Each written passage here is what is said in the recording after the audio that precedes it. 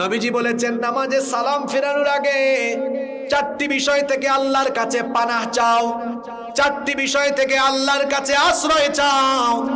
এক নাম্বার হলো আল্লাহর নবী বলেছেন দোয়া করো, আল্লাহুম্মা ইন্নী আউযু বিকা মিন আযাবি জাহান্নাম, হে আল্লাহ তুমি আমাকে জাহান্নামের আযাব থেকে, শাস্তি থেকে বাঁচাও। ওয়া মিন আযাবিল কবর, কবরের আযাব থেকে বাঁচাও। ওয়া মিন ফিতনাতিল মাহইয়া ওয়াল মামাত, জীবন মৃত্যুর ফিতনা থেকে বাঁচাও। ওয়া মিন ফিতনাতিল মাসীহিদ দাজ্জাল, দাজ্জালের ফিতনা থেকে বাঁচাও। মোট কয়টা বিষয় বললাম? চারটা। নবীজি বলেছেন নামাজে সালাম ফিরানোর আগে এই চারটা বিষয় থেকে পানাহ চাও কার কাছে? আল্লাহর কাছে। এই দোয়াটা কে কে পারেন মুখস্থ? কার কার হাত তুলেন। অনেকের আছে দেখতেছি, বেশি না, কয়েকজন হাত নামান।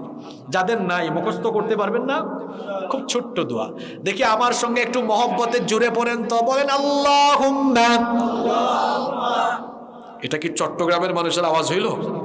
কক্সবাজার চট্টগ্রামের মানুষ তো আরো বেশি মহব্বতের সাথে দ্বীনি চেতনাকে উজ্জীবিত করে কোরআনের মাঠে আওয়াজ দেওয়ার কথা, কারণ এই চট্টগ্রাম কক্সবাজারের মাটি ইসলামের ঘাঁটি।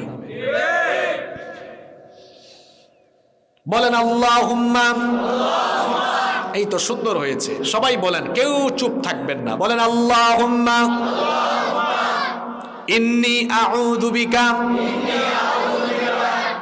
মিন আযাবি জাহান্নাম ওয়া আউযু বিকা মিন আযাবিল কবর